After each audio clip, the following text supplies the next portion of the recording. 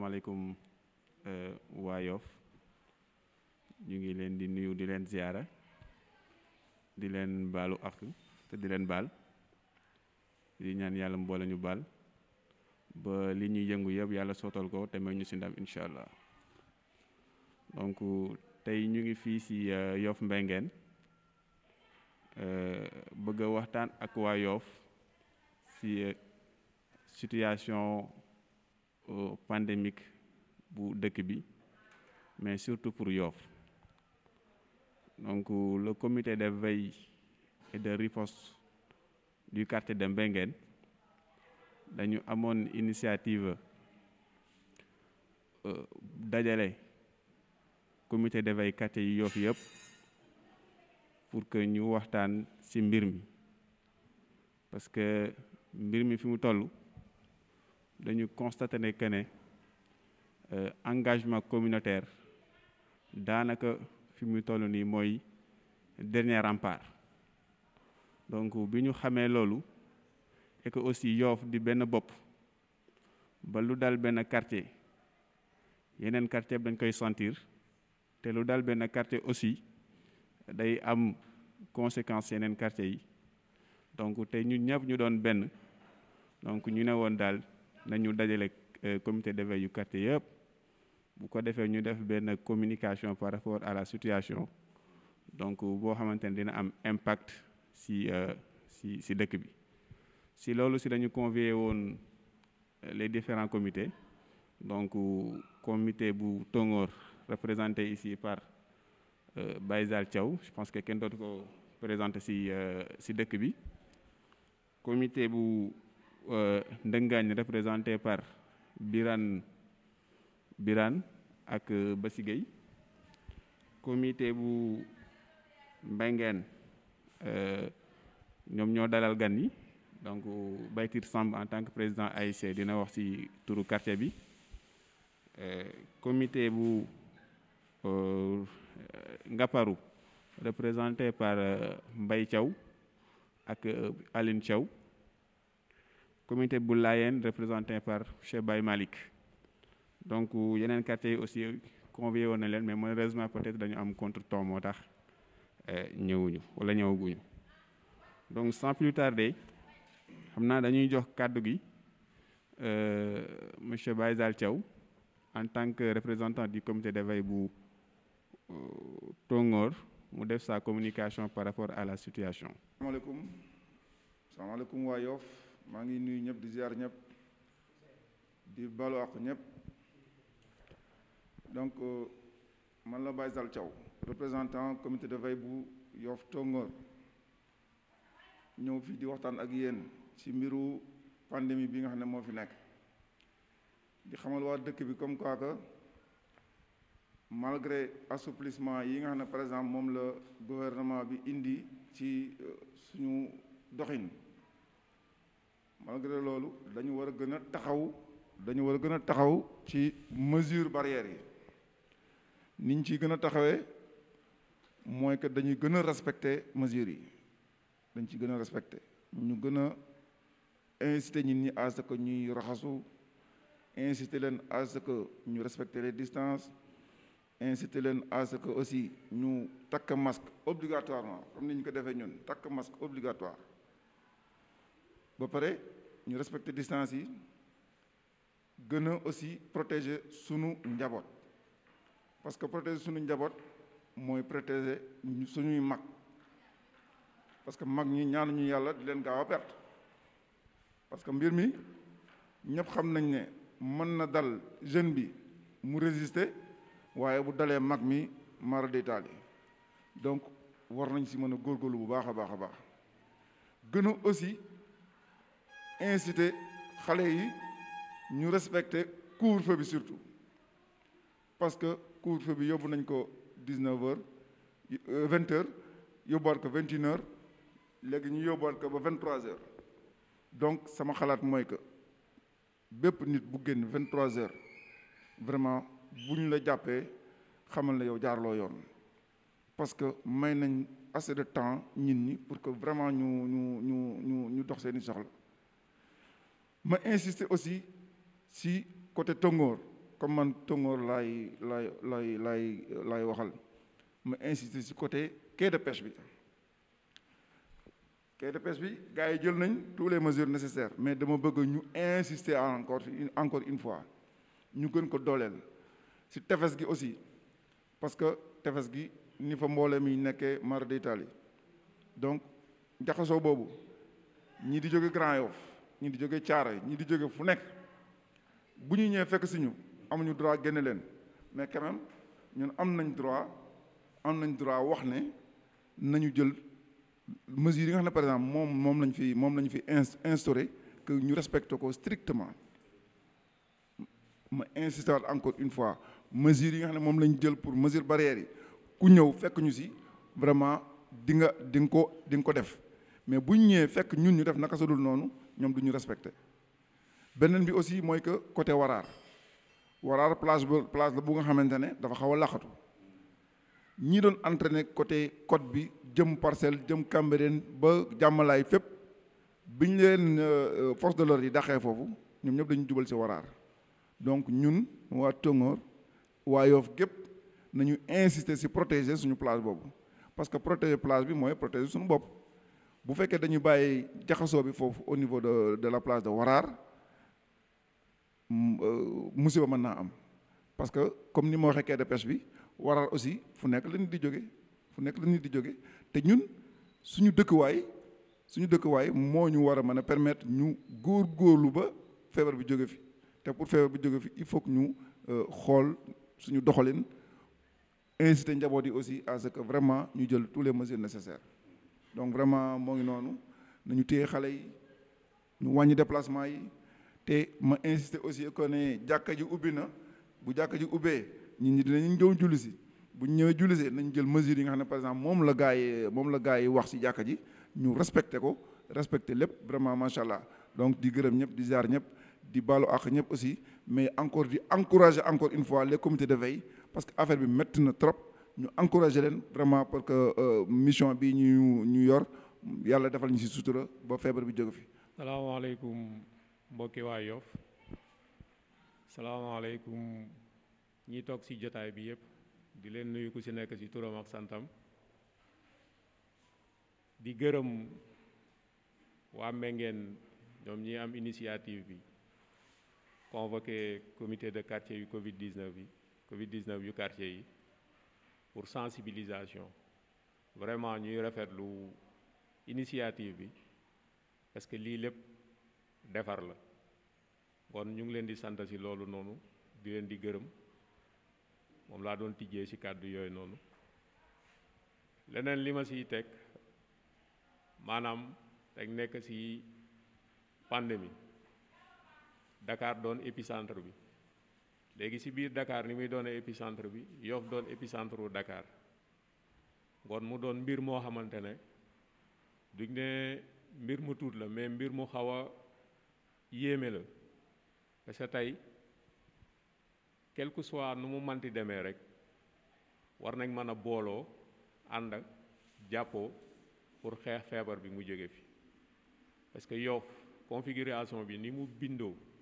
ni ñu dëkkee ni ñu nekkee en famille feebar vraiment xajul ci ñun loolu ñu ci ñaax population bi di ci ñaax waa Yoff yépp de Terminor à Jàmmalaay ñu gën a sensibiliser parce que feebar bi du feebaru caaxaan ku gis ravage yi muy def au niveau international ak ni mu commencé def au niveau du Sénégal rek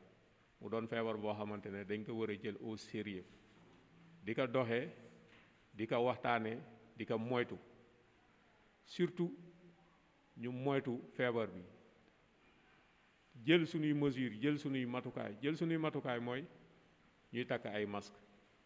fu ñu jëm takk ay masque bu ñuy génn suñu kër ba keraa ni ñuy duggaatee suñu kër def lavage des mains fu ñu toll boo génnee boo ñëwee boo laa dugg sa kër mais nga defaru bu baax ngay door a duggaat sa biir kër parce que bu fekkee ne da nga génn xamoo foo jëlee virus bi nga indi ko sa biir kër da ngay lor sa biir waa kër kon am na yenn yoo xamante ne ñun en tant que ndaw ñoo ci war a mën a dimbali suñuy parents ñoo ci war a mën a dimbali ñi nga xam ne dañ amee feebar yeneen yoo xamante ne sax du ay Covid 19 maanaam ñi amee hypertension artérielle ñi amee diabète ñi amee insuffisance rénale ñooñu ñëpp ñun ñoo leen war a protéger si ñu ngi leen di protéger ñu jël suñuy matukaay di moytu bañ leen a wàll feebar bi wax dëgg yàlla bu fekkee ne dañ dem doxi ji ba ñëw dugal feebar bi ci biir kër gi dañ leen di lor rek. leneen li ma ci dolliwaat dañuy ñaan famille yi ñi mën a di collaborer parce que feebar bi du gàcce mën na dal nit ku nekk du gàcce ni ma mën a dalee noonu la mën a dalee keneen ku fi toog ngoon bu la dalee nga yëg ne mu ngi commencé def ay effet mais boo mënulee déplacer te waxuñu la sax nga déplacer dañ ne la wooteel soo wootee ñu ñëw jëlse la bu ñu la jëlsee defal la ay prélèvement bu ñu la defaree ay prélèvement moo xam positif nga wala négatif nga mais yooyu yëpp yow de ce fait que nga jóg rek jël les devant rek da ngay sauver nit ñu bëri ñoo xamante ne waroon nga leen a yóbbante feebar bi mais de ce fait que nga toog woote ñu ñëw jëlse la rek feebar bi si daanaka si yow rek lay des du wàll ñeneen ñi si des te depuis assouplissement yi am dañ gis ne population bi dañ xaw a bàyyeeku te bàyyeeku boobu noonu moo dul yoon bàyyeeku boobu danger la parce que luñ gën a dem lu cas grave yi di gën a yokku nit ñi di gën a am problème te cas grave moom foo ko déggee daanaka li si am espoir ne nit ki dina dundaat sax taxu kaa demee noonu kon ñu moytu yóbbu suñuy parents si ay cas grave ñu gën a sensibiliser wu gën a jàppoo gën a mën a dimbalante suñu biir pour dimbali suñuy parents ak ñi nga xam ne dañ tawat. Troisième point bi may ñëw mooy au niveau de Ndëngaañ bon yàlla dimbali ñu depuis feebar bi am ba léegi nii ñu ngi siy def ay jéego ñu ngiy jéem lépp matalewul nag mais ñu ngiy jéem may gën a sensibiliser waat di gën a ñaaxaat sama waa quartier di leen gën a ñaaxaat ne leen feebar bi jógewu fi mu ngi fi ba léegi te tey la gën a persister ci biir dëkk bi ma leen di ñaan ñu respecter mesures barrières yi def distanciation bi surtout au niveau du marché de Yoff ñuy respecter mesures yi ñuy ñaan tamit la commune ni mu doon doxalee ci biir marché bi mu continuer ko bañ ko teggi parce que foofu milieu boo xamante ne la ñëpp a fay daje Yoff gépp moo fay daje te fu Yoff di daje fu mbooloo di daje rek virus bi jógewu fa may ñaaxaat waa Ndëngaañ tamit ne leen président ci assouplissement yi mu def taxul ñu war a mën a dem terrain di football yi tamit parce que dafa am loo xamante ne ñun ñoo ci mën a dimbali suñu bopp dimbali ci suñuy waajur buñ taaxirloo feex tuuti ci kanam yàlla dimbali ñu virus bi wàññeeku ku ci nekk di nga mën a delluwaat ci say activité reprendre say entraînement dem terrain football mais pour l'instant dañuy ñaaxaat population bi ñu toog seeni kër ba doomi jàngoro ji wàññeeku wala mu ñuy ñaan yàlla mu jóge fi complètement ñu mën a delluwaat seeni activité au niveau des mosquées ñun Ndëngaañ dafa am benn décision boo xamante ne ñun moom lañ ci jël ñun yàlla dafa def tijjeeguñu suñu jàkk pour plusieurs raisons yoo xamante ne tamit yaakaar nañ ne li taxoon ñu tëj jàkk ji mu ngi fi ba léegi kon ñun yaakaar nañ ne waraguñu tijji suñu jàkk pour des mesures préventives moo tax ñu tëj jàkk ji mais surtout dañuy ñaaxaat famille yi ñu collaborer nit ñi fu ñu détecté benn cas bu kilifa yi Philippe Maguilène Senghor ñëwee di def prélèvement nañ leen ko yombalal parce que seen wér-gu-yaram lañ bëgg seen jàmm lañ bëgg kon loolu buñ ko defee rek dina neex feebar bi dina fi neex a jële te bu boobaa dañuy ñaan yàlla feex balaa tabaski ji jot ñu ne ak kaa amatul à Yoff ñun loolu la ñuy ñaan yàlla yàlla na ngi ko yàlla defal di gërëmaat waa Menguène ci initiative bi vraiment initiative bu rafet la parce que Yoff benn bopp la Tongoor ba Laayeen Terminor ba Jàmmalaay ñun ñëpp ay mbokk lañ kon nañuy waxtaan suñu biir gën a ñaaxaat suñuy rakk gën a ñaaxaat suñuy jarbaat gën a ñaaxaat suñuy sët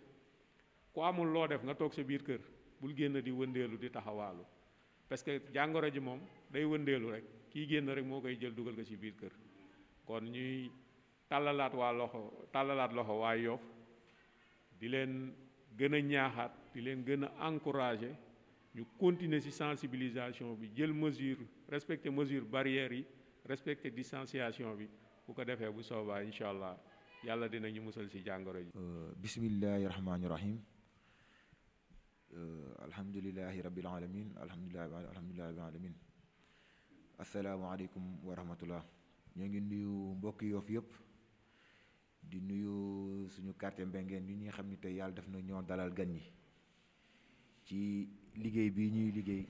muy wattu feebar bi nga xam ni yàlla daf ñu ko natoo ci àdduna. Yoff nag nekk ci dëkk bu particulier ci feebar bi ndax suñu borom daf ñu nattu district bi ñu bokk muy district ouest mooy district bi nga xam ni mooy ëpp ay malade ci Sénégal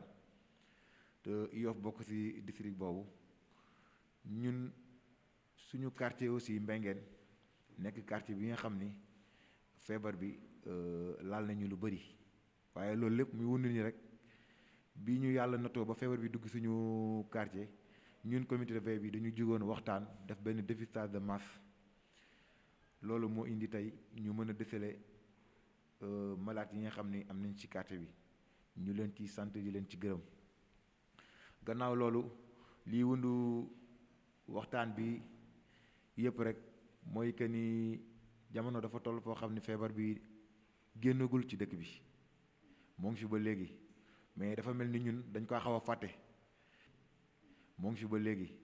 mais dafa mel ni ñun dañ ko xaw a fàtte ndax mesures yi nga xam ni président jël na ko desserrer tuuti étau bi ñu xawoon nooy tuuti rek gars yi yaakaar ni feebar bi jeex na dem na waaye ñu war a defar suñu xel ni feebar bi ba léegi mu ngi fi te dama jàpp ni tey la wàlla gën a ay ndax ñoo ngi dégg chaque jour ñuy joxe wàññeekuwul dafa gën a yokk. ñuy ñaax jeunes yi rek di leen xamal ni war nañoo gën a mën a góorgóorlu mesures yi nga xam ni waa kër docteur ñoo ngi koy joxe nga xam ni mën nañoo duñu sax feebar bi duñu dal waaye mën na wàññi feebar bi ci dëkk bi defe naa war nañ cee mën a gën a góorgóorlu muy port masque bi nga xam ni dañu koy digal chaque jour ñu ciy war a mën a góorgóorlu ndax gis nañ ni ñun Yoff ni ñu dëkkee en proximité bi ñu dëkkee en concession bi ñu dëkkee dafay tax bu ko yàlla joxee kenn rek pour mu law suñu biir dafay yomb te yooyu nag mesures yi nga xam ni waa kër docteur ñoo ñu koy sante di ñu ko jox yaakaar naa ne buñ ci saxoo rek incha allah yàlla dinañu musal ci feebar boobu noonu. ñuy gën a ñaaxaat tamit xale yi ndax gis nañ ni temps yi am na benn phénomène boo xam ne am na mooy ñoo ngi dellu géej te dellu géej boobu nekk na loo xam ni du suñu avantage bien que neex na nga dem géej ci péex mi yëpp toog waxtaan ak say xarit mais aussi dafa am lu xew loolu dañ ko war a bàyyi xel que ni jeexul mu ngi ci dëkk bi ba léegi que ni feebar bi mu ngi Yoff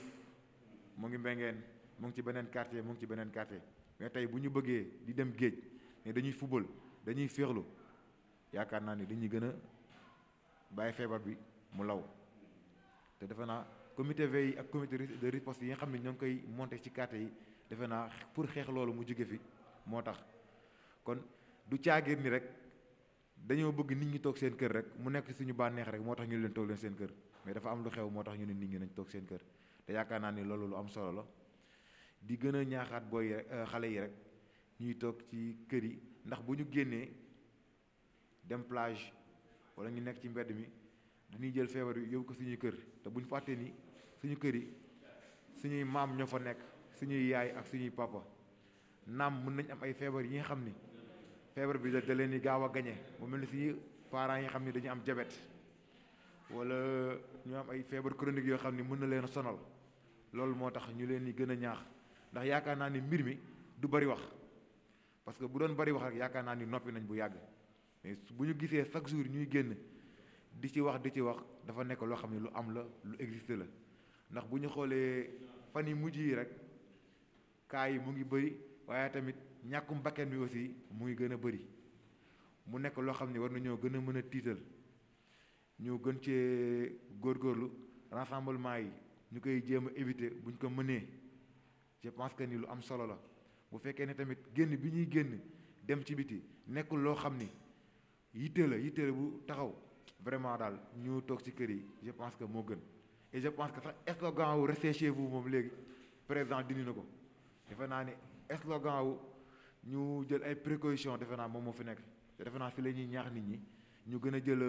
mesure barrières yi nga xam ne waa kër docteur ñu koy wax mooy masque yi nii ñu koy takk chaque instant distanciation physique bi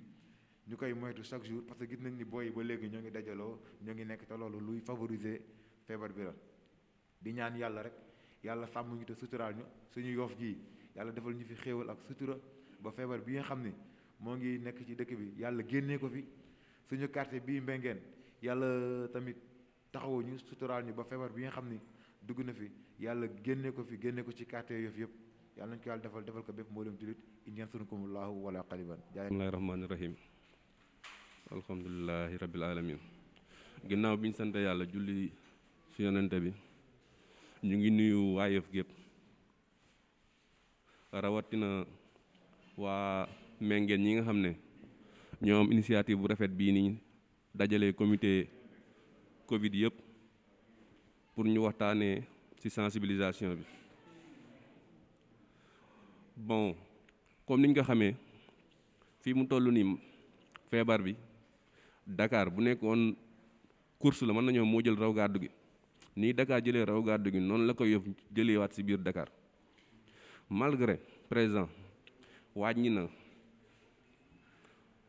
mesures yi mu jëloon yëpp allégé ko mais loolu nañ jàpp ne c'est ordre économique moo tax mu def ko mais côté sanitaire feebar bi ba léegi mu ngi fi donc bépp mesure boo xam ne médecins yi tegoon nañ ko fi dañ ci war a insister gën ko def rawatina muy port masque obligatoire ndaxte man dañu war a def ne jàpp ne masque bi képp koo xam ne da ngeen ne ci Yoff booy duggal sa kër booy génn yëpp da nga war a takk sa masque fépp foo jëm yor sa masque dem boo ñëwaatee sa biir kër nga soog ko tëj beneen bi muy lavage des mains képp ku génn këram dem boo ñëwee balaa ngay duggaat sa kër du jaxasawaat sa njaboot nga raxas say loxo respecter distance yi ci fii ñuy dem ku ci dem nga dem marché walla nga dem liggéey boo demee respecter 1m50 yi nga xam ne moom lañu di édicté loolu moo lay aar nga aaraale sa njaboot bu eggee sa kër donc muy loo xam ne dañ ci war a bàyyi xel ñun ñëpp respecté ko di insister côté Ngaparou ndaxte comité bu Ngaparou laa fi teewal dafa am benn kii boo xam ne ñu ngi ko commencé ndaxte depuis feebar bi amoon te ñoom maas yi dañ ko arrêté woon mais fi mu toll dafa commencé reprendre donc di insister suñu yaay ndaxte comme niñ nga xamee feebar bi si mag ñi la gën a aay donc dañuy insister si ñoom de telle sorte que bu ñu ñëwee ba si maas ñu def le tout ba képp ku laataa na tase bu ñu ñëwee takk masque fu maas am ñu teg fa benn dispositif lavage de main beneen bi ëpp solo mooy xaalis bi nga xam ne moom la ñuy encaissé ñu teg en place benn dispositif boo xam ne koppar bu ñu leen jox dinañ ko désinfecté balaa ñu koy ranger kii yor lekket gi na teg si booram nga lawaay benn siwo sax def si eau de javel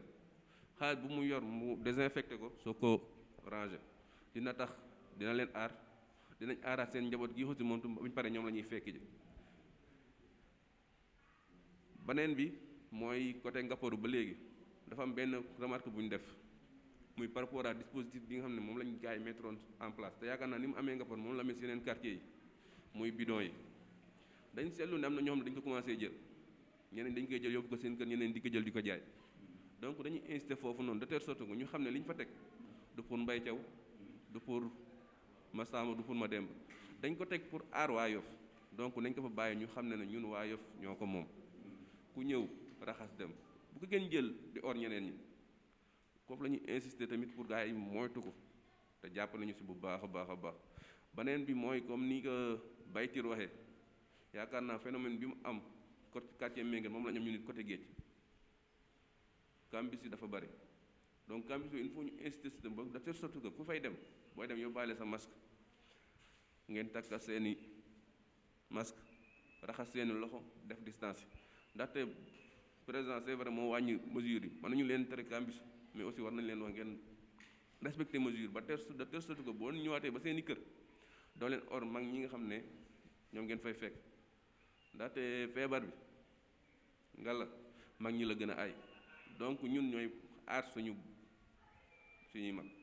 comme ni ñu koy waxee combat bi c'est un combat communautaire mais man dama ne combat communautaire rajo dama naan combat bi c'est un combat personnel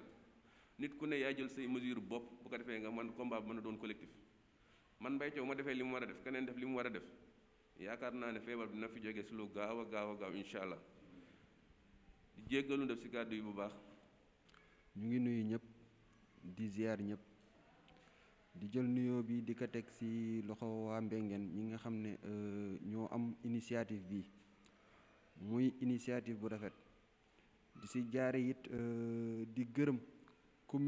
communauté de riposte yi nekk ci quartier yi liggéey bi rafet na taxawaay bi rafet na te it ku ci nekk yaa ngi ciy bay sa waar ngir Yoff ngir sa quartier di ci gërëm communauté de riposte yëpp yi ni nga xam ne nekk nañ ci quartier yi ginnaaw loolu nag ñu wax ci Covid bi ndax tey bu ñu nee Dakar mooy épicentre Sénégal dañ naan Yoff mooy épicentre Dakar te muy nekk lu doy waar ndax bu ñu gisee mesure assouplissement yi nga xam ne état jël na ko daf ñuy yóbbu rek ci responsabilité individuelle mooy ku ne sa bopp nga xool par rapport ak yow par rapport ak mesure yi nga xam ne teg nañ ko pour Covid bi yow lan moo say responsabilité yaakaar naa ne ku xool yow li ngay def di nga war a mën a aar sa bopp te ku si nekk bu aaree sa bopp dinañu war a mën a aar képp kenn si ñun ndax tey dinañu insister bu baax a baax si port masque dinañ insister tamit si ñuy raxas loxo yi ak distanciation sociale bi nga xam ne imposé nañ ñu ko muy ay responsabilité individuelle yoo xam ne ku si nekk boo jéemee aar sa bopp dinañu aar suñu communauté dinañu mën a aar suñu dëkk ginnaaw nag bu ñu jógee si loolu dañuy lancer benn appel si parents yi par rapport ak xale yi surtout ndaw ñi tout tànk yi seetlu na ne depuis assouplissement bi mu amee booy yi bëri nañ si mbedd yi dañuy ñaaxaat parents yi ñu téye xale yi si biir kër yi ndax ni ñu ko xamee ñun ñëpp Covid bi si mag ñi la gën a ay te it xale yi bëri na si yoo xam mën nañ koo indi si kër yi parce que tey seen système immunitaire mën na ko accepter feebar bi ba du leen gaañ du leen sonal waaye tey xale boobu bu ko jëlee feebar bi si mbedd dem indi ko si kër gi mën na sonal suñu ay yaay suñu ay baay suñu ay maam te yaakaar na ñun ñëpp ku si nekk dafa war a protéger suñu ay mag yi kon ñu ngi insister bu baax a baax si parents yi ñu téyel ñu xale yu ndaw yi si biir kër yi di insister nag suñu moroomu jeunes yi ndax tey li ñuy def nii communication la boo xam ay jeunes ñoo koy mëne ñuy insister bu baax si jeunes yi par rapport ak cambis yi ku si nekk jël sa ay responsabilité si port masque si raxas say loxo si respecter distance yi sport bi plage bi terrain yi jumaa ñu ngi seetlu ne nit ñi ñu ngi ciy commencé waat a dem responsabilité bi nag mooy ku si nekk na nga xool yow li nga war a mën a def par rapport ak sa quartier li nga war a mën a def par rapport ak sa bopp yenn yi bu ñu si dégg ñun Yoff encore une fois ñu ngi woote waat jeunes si Yoff bi yëpp ñu respecter li nga xam ne docteurs yi jël nañu ko di ñu ko wax boobu ba léegi te jàpp nañ ñun Yoff ni ñuy dundee ak li nga xam ne moom mooy Covid 19 bi noonu lay lawee doonu lu ñu arrangé kon encore une fois communication bi dina bari dinañ ci gën di wax pour rek aar suñu bopp aar suñu ak njaboot aar waa Yoff di gërëm bu baax a baax encore une fois waa Mbengeen ñi nga xam ne jël nañ initiative bu rafet bi jërë ngeen jëf. maani raxiim aouzu billaahi mina sheytaani rajiim ginnaaw ni sante yàlla julli ci yonent bu tell bi sedd yonent bi ba Seydina Limaamu alayhi salaam ñu ngi ñaanal ba Ablaye Thiaw yàlla na fi yàgg loolu te wér di nuyu ñi fi teew ñëpp ku nekk ci turam ak santam di nuyu waa Yoff yëpp di ñaanal monsieur le ministre yal na ko yàlla jàppale ci lutte bi mu nekk di def ak médecins yi nga xam te ñoo nekk ci Sénégal yëpp nekk ci feebar bi di ci def liggéey bu am solo waa li ñuy tax a toog fii tey mooy ñaaxaat askan bi yëpp waa Yoff pour ñu gën a taxawaat ci feebar bi gën a respecter mesures yi parce que feebar bi jógu fi mi ngi fi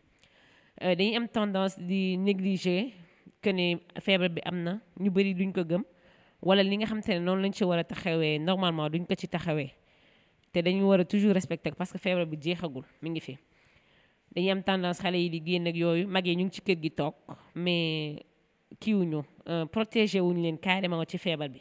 ndax bu fekkee ñun ñi nga xamante ne ñoo war a protéger mag yi ñooy génn duñu respecter distance yi duñu jël masque yi raxasuñu respecté wuñu dara suñu jëlee feebar bi indi ko ci kër yi ñun ñoo koy transmettre mag yi nga xam ne ñu ngi ci kër gi toog donc loolu amatul benn solo bu ñu fekkee ne dañuy xeex feebar boo xamante ne ñun ñoo koy jëli dugalaat ko ci biir kër yi suñu rakk yi tamit nañ leen di xool parce que regroupement yi bëri na ñu ngi ci mbedd yi ñu ngi géej ñu ngi def comme si dara xewul si dëkk bi te pourtant feebar bi lu am la kon nañu gën a ñaaxaat nit yi ñu taxaw raxasu bi nañ teg ci buntu kër gu nekk pour raxasu saabu eau de javel utiliser gel yi jël masque yi respecter distance yi moytu bu baax parce que feebar bi lu am la tant que defuñu suñu bopp que ne feebar bi am na li ñuy xeex duñu si mës a am ndam parce que ne lii amul kon doo def benn effort da ngay def lu la neex rek doo si taxaw ni nga ci war a taxawee kon nañ taxaw bu baax parce que feebar bi lu am la macha allah merci beaucoup. Yoff ñu ngi nuyu ñëpp di sant ñëpp di baalu àq ñëpp di ñaan yàlla nañu yàlla jàppale li fi wax yëpp yàlla nañu ci yàlla may dégg ak topp donc mu nekk initiative bu am solo parce que comme ni ñu waxee feebar bi mu ngi fi ba tey malgré que situation moom mooy poussé à ce que impact peut-être économique yi muy am ak impact yi muy am sur le plan social ba tax na faw à un certain moment ñoo am ay mesures yoo xam te ne peut-être dañ koy jël pour wàññi nit ñi peut-être yenn coono yi mais loolu nag warul tax ñu xam ne feebar bi tey la fi gën a ne tey la fi gën a ne te comme ñëpp ni ñu ko xamee ñu ngi dans une phase toujours de progression de la maladie feebar mu ngi yokku chaque jour ñu ngi wax effectivement cas yi bees yi di am donc bu nekk également loo xam ne dafa am solo maintenant boo gisee tey message yi fi jóg yi ci ëpp solo mooy que ñu bañ a bàyyi ñu bàyyi relâchement bi ñëpp gën a taxawaat pour ñu gën a continuer lépp loo xam te ni maanaam digle la pour que feebar bi bañ a yokku ñu mën ci taxaw muy wàllu mesure individuelle yi ak mesure collective yi mesure individuelle yi mooy raxasu takk sa masque wàññi déplacement yi mesure collective yi mooy que lépp loo xam te ne nii dajaloo la dajaloo boo xam te ne nii amul njëriñ mën la ñàkk ñu mën ko bàyyi. intérêt nag pour respecter mesures yooyu yëpp ba léegi mooy que fi ñu jëm xam nañ ne surtout bu jëlee suñu contexte Yoff xam ne cas yi bëri na lool donc virus bi mën nañu wax ne law na ci dëkk bi li xam te ne nii maanaam moom mooy pari bi tey mooy naka la ñuy def tey ba ay cas grave wala cas yoo xam te ne nii mën na tax nit ñi ñàkk seen bakkan du fi am wala du fi amaat ba tax na il faut que xale yi ñoom ñoo mën a aar mag ñi xale yi naka la ñuy aare mag yi mooy xale yi ñoom ñoo wala gën a respecter les mesures parce que souvent ñoom ñooy nekk ñoom ñoo nekk en activité soit di génne di kàmbisu wala di génn di feexlu ji wala di génn di uti lu ñu am donc ñooyu ñoom ñoo war bu ñuy génnee ñu continuer di moytu di respecter mesures yi pour effectivement ñu bañ a jël feebar bi indi ko ci kër yi walla que ñoo xamante ne ni soit seen at dafa féete kaw mooy ñi xamante ne dañu am plus de 100 ans ak ñoo xamante ne ni yàlla dafa def ñu am yeneen feebar parce que gis nañ ne feebar bi bien que nekkul feebar boo xamante ne maanaam dafay faagaagal ci lu gaaw wala dafay sonal nit ki ci lu gaaw mais xam nañ ne bu fekkee nit ki dafa am yeneen feebar wala ay atam gën a kawe tuuti mën na ko indil jafe-jafe surtout ñi nga xamante ne dañu am comorbidité lu mel ni diabète ak yu mel noonu mën na leen sonal lool ba tax na il faut nit ñi gën a taxawaat xam ne lii Baye Malick doon wax sànq dafa am solo mooy actuellement fi ñu toll nii parce que tey état la mu waroon def si moment bi mu ko war a def peut-être def na ko tey fi ñu toll nii kat mooy que tey nit ku nekk da nga war a xam ne yow responsable nga donc responsabilité individuelle boobu noonu tey jii moom moo war a gën a nekk de rigueur mooy ku nekk xam ne feebar bi du warul law ci sa war du si à partir de si yow la war a lawee ku nekk dafa xam ne même bu amee feebar bi waru ko wàlle kat pour man loolu moom mooy pari bi may terminer benn aspect boobu tey nii dafa nekk aspect bu important mooy ñu xam ne feebar bi du feebaru gàcce maanaam par rapport à la stigmatisation ñu gën ci bàyyi xel parce que stigmatisation nekkul loo xam ne ni dafay arranger ñiy feebar parce que tey ñu ngi seetlu benn phénomène buy am mooy ñu ngi gis ñoo xam te ne dañuy am ay symptômes yëkk loo xam te ni maanaam nuróo na ak symptômes yi ñuy wax ne moom la Covid 19 di feeñe soit ñuy saxat wala seen yaram di metti wala seen yaram di tàng wala ñu am ci benn lu sibiru mais dañuy làqatu laay wax dañuy làqatu wala dañuy bañ a dem hôpital parce que ragal nañ ñu wax leen ne dañu am feebar bi ma jàpp ne même nit ki bu fekkee da nga nekk mag wala nga am yenn feebar yi gis nañ ne am na ñu bëri ñoom dañ am nañ feebar yeneen feebar nekk nañ mag te génn nañ si mais li leen si génn mooy que dañu dañ leen teel a testé ñu teel a xam ne dañu positif ñu teel leen jël en charge parce que bu fekkee da nga toog sa kër am ay symptômes ragal ne Covid la mais ragal nga ne du ma dem parce que bu ma génnee waa koñ bi dañ naan kër gi moo am corona wala bu ma demee dañ may quarantaine wala des trucs comme ça loolu yëpp dafay tax ne feebar bi dafay gën a yokku ci sa yaram gën a am doole te boobaa peut-être que faj bi nga xam ne moo ci war a mën a am du ci am parce que gis nañ ne ñi nga xam ne am nañ ko ñëpp bu ñu leen teeree saytu même bu fekkee am na yeneen feebar bu ñu aggravé wul bu ñu leen joxee yenn traitement yi mën nañ ci gaaw génn rapidement donc moo tax muy gën a incité à ce que nit ñi ñu xam ne feebar bi feebar la comme feebar yëpp ku ko am da ngay dem signalé wu ñu testé la bu fekkee da nga positif ñu faj la si lu gaaw pour man loolu li gën a wàññi cas grave yi loolu aussi itam dafay nekk lu am solo donc di terminer rek pour féliciter wu par rapport à initiative bi di terminer encore une fois pour rappeler nit ñi à ce que ñu xam ne feebar mu ngi fi ba tey mesures yi tey la gën a war a gën a mën a dañ ko war a gën a respecté surtout ñun waa Yoff parce que Yoff nag ñëpp xam nañ ne feebar bi ni mu fiy dawee ëpp na donc nit ñi dañ war a gën a góorgóorlu donc di nuyu ñëpp di sant ñëpp allahumma salli ala sayyidina Muhammad wa sallim. salaamaaleykum waa Yoff gépp ñu leen di nuyu di leen gërëm di leen sant di rafetlu jotaay bi comme ni ko Alassane waxee tey damay wax rek en tant que président comité de santé bu centre de santé Philippe Maguilène Senghor li ñu def fii yëpp ak li nga xamante ni comité de riposte yi nga xam ne ñu ngi ci quartier bi def nañ ko mën naa wax que def nañ ko pour le CDS Philippe Senghor ndax ci suñuy prérogative yàlla ñun la jox ñu yor fii ce qu'on appelle la promotion de la santé et la mobilisation sociale des acteurs autour de la santé des questions de santé donc lii ñun la waroon ñu def ko mais gannaaw ba communauté bi la engagé te ñun ñu représenter communauté bi au niveau du centre de santé au niveau du district donc quartier yi bu ñu organiser nii donc loolu ñun lañ ko defal ñu di leen ci remercier vraiment di leen féliciter aussi ci travail bu remarquable bi nga xam ne def nañ ko ci quartier yi nekk Yoff yëpp gis nañ que mbas mi bi mu amee ba léegi quartier yi organisé wu nañ def ay comité de riposte pour taxaw seen askan ci mbir mi nga xam ne moo fi am protéger aussi seen askan ñu gis travail bu remarquable bi nga xam ne def nañ ko sur le terrain gaa Yoff kaay bari woon na ba léegi am na fi mais amaana buñ taxawal woon noonu vraiment dina gën a doy waar donc taxawaay bi ñu taxaw noonu am na solo bu baax te ñun au niveau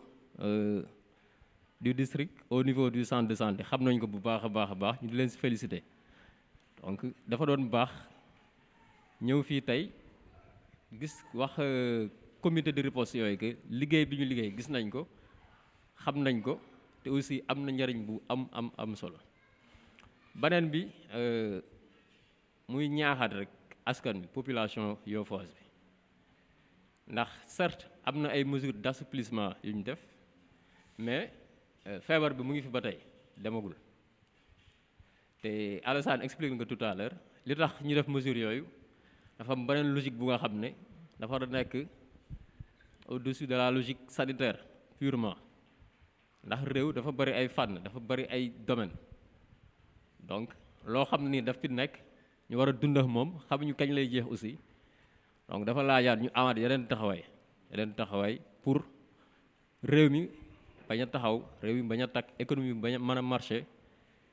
ñëpp ñi nga xam ne ñu ngi ci secteur informel bi aussi nga xam ne mooy secteur bi nga xam ne moo gën a concentré wu ci économie bi ñu ëpp ci askan bi secteur boobu lañ nekk donc loolu ñu mën a fonctionner continuer seen activité mais loolu warul tax ñu am relâchement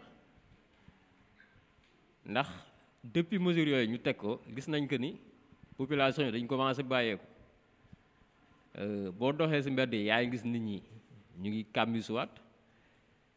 ñu ngi toogaat respecté wuñu distanciation physique bi ñu wax li ci gën a garaaw mooy que masque bi takkatuñ masque sax loolu muy loo xam ne dafa dangereux te du aider pour que propagation virus bi ñu kii ko ñu endiguer ko donc di leen ñaaxal rek que feebar mu ngi fi ba léegi ñu gën a taxaw vraiment gën a respecter mesures barrières yi ñu wax muy takk masque yi muy distance physique bi parce que feebar bi bu ñu ko bàyyee mu law am na ay personnes yu nga xam ne mooy ce qu'on appelle les personnes vulnérables te ñoo ñu gën ci ràññee mag ñi nga xam ne dañ am 50 ans jëm kaw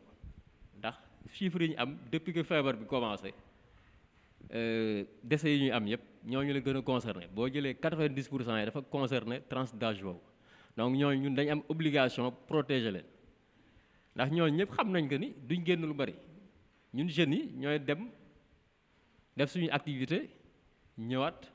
andil leen ko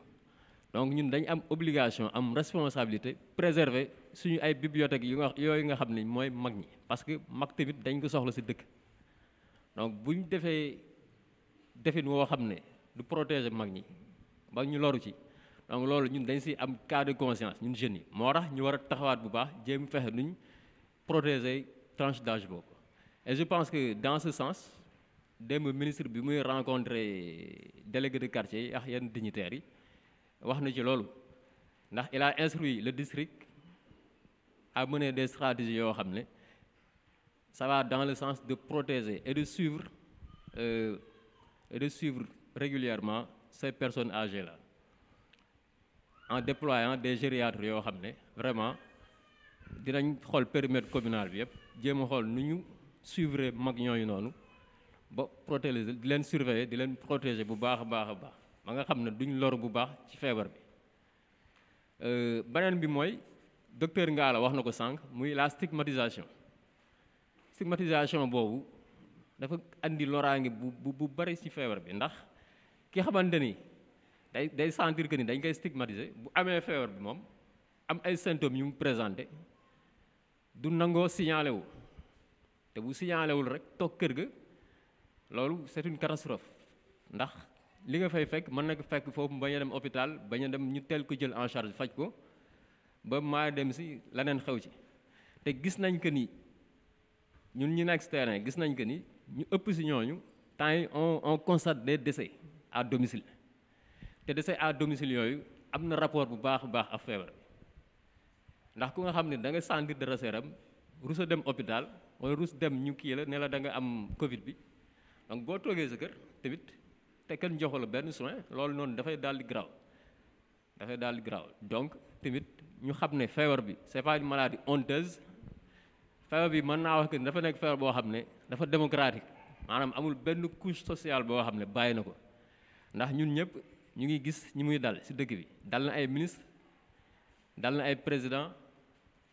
dal na ay autorités yu mag a mag muy fépp ci àdduna bi amul dëkk booy dem te dalul autorité yooyu walla personnalité donc du feebar bu nga xam ne war nañ ci am gàcce war nañ ci rus ku ko am na nga signalé wu defal la li ñu war a defal xool la ba pare teel la jël en charge beneen bi mooy aussi bu ñu jàpp que ni ñu ngi ci Covid bi rek ba fàtte yeneen pathologie loolu noonu dama ci insisté bu baax a baax a baax surtout yaay yi nga xam ne dañ amee xale yi nga xam ne dañ leen war a vacciner feebar bi bu mu tax ñu daw structure de santé yi ba duñ vacciner ji seen doom yi ndax bu ñu ko deful rek mbir mi bu passé dafay am yeneen conséquences yooyu mën nañ ci gis ay rougeole mën nañ ci aussi explosion ay poliomyélite yooyu yëpp muy yu grave grave donc nañ continuer di dem ci structure de santé yi ñu jël leen en charge vacciner seen doom yi ñi nga xam ne dañu am yeneen maladie chronique ñuy dem ñu di leen saytu di leen xool ndax aussi buñ deful noonu rek Covid bi dina jeex ñu amaat beneen explosion boo xam ne ci yeneen pathologie lay doon te loolu noonu du loo xam ne ni vraiment dina baax daal donc man daal foofu laa bëggoon tënk samay kàddu vraiment di féliciter population Yoff-oise bépp ci seen responsabilité aussi ci seen engagement ci seen détermination à lutter contre la propagation du virus ndax gis nañ fan yi li xew ci dëkk bi mais yàlla suturaal nañu ba Yoff kenn gisu leen ci manifestation yu mel noonu ndax lépp lu ñu fi def pour protéger askan mi la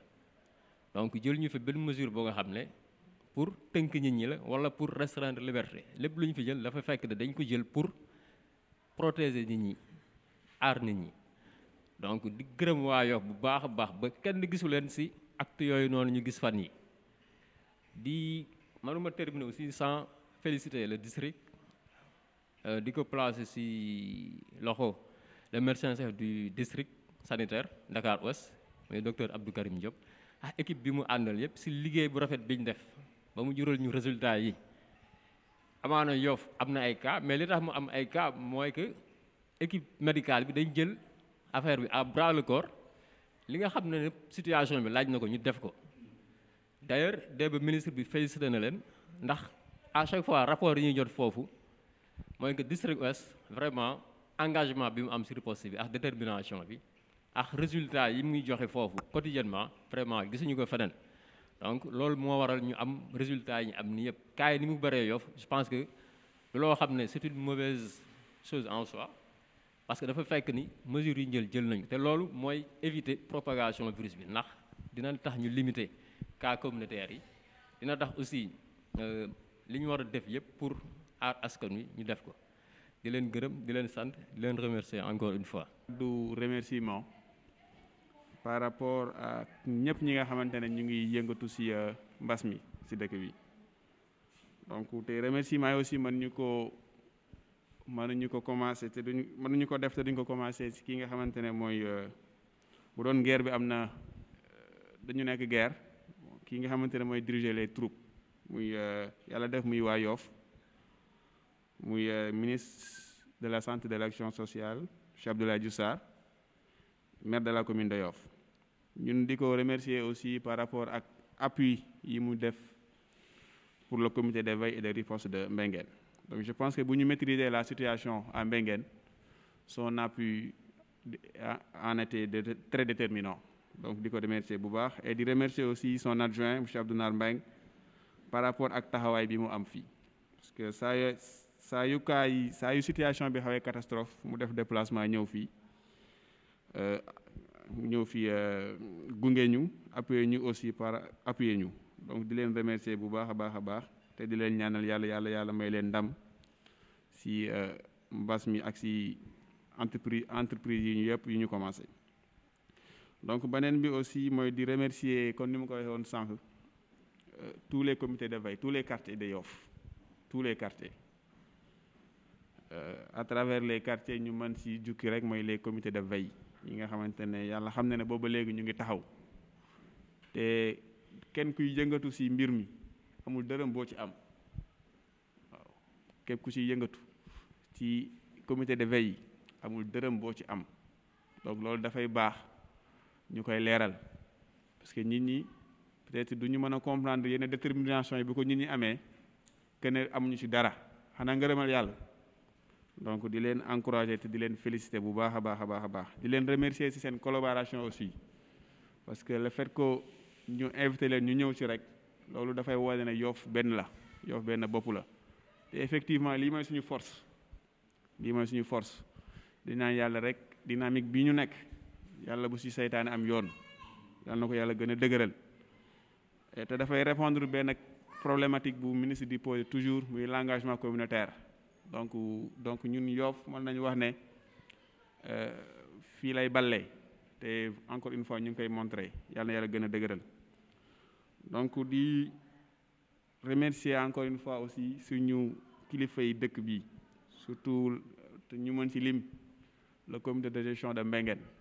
parce que lu ñu ci mën a wax aussi ñooy kilifa yi te lépp lu ñu fiy def dañ koy def ci seen tur parce que ñoom ñooy kilifa yi te lu fi taxaw ñoo ko taxawal dañ koy taxaw la pare jox xale yi ñu doxal donc di leen remercier ci kóolute bi ñu am ci xale yi di leen ñaanal yàlla gën a dëgëral seen taxawaay bàyyi leen fi ñu yàgg ñoo gunge di remercier aussi les populations de Mbenguène et de Yoff parce que collaboration bi ñuy am par rapport ak situation bi loolu jar na biral surtout à Mbenguène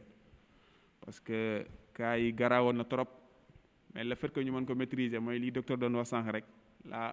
ñu teel ko détecté te loolu dafay baax population yi ñu collaborer si donc comme ni ñu ko waxee c'est pas une maladie honteuse amul lu ñu ci rus